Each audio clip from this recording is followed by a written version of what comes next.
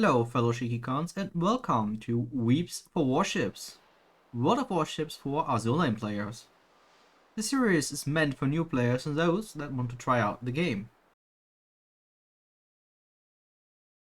In Azur your main fleet cannot move past your vanguard at any time.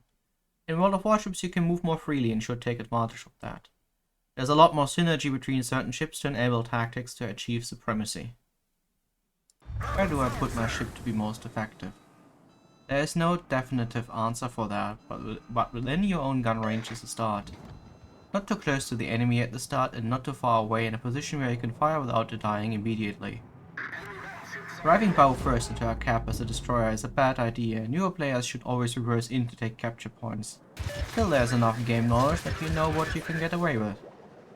Running head first at the enemy is also rarely successful without a plan to disengage.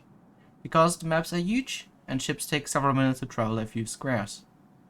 Therefore, you should not be behind where you spawned, and not behind your carrier at any time.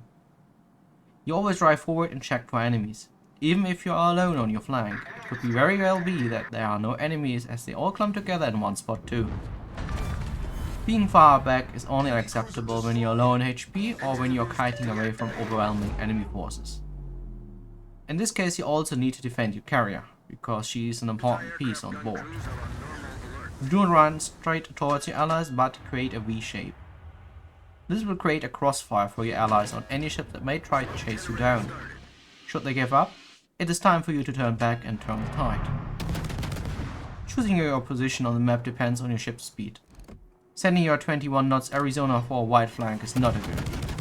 You will be out of position for most of the game, especially should the other flank collapse. Players in this game love flanking, because they heard it's a good tactic, and it is true.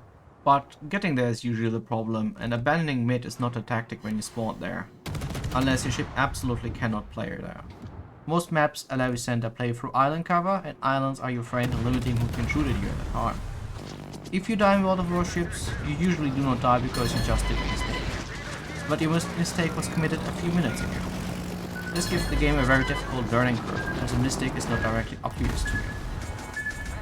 The longer a game goes on, the more dynamic the gameplay starts to be, and ship positions start to become very mixed.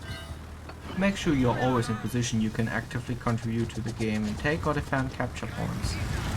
On maps with a home cap, it is vital you defend that.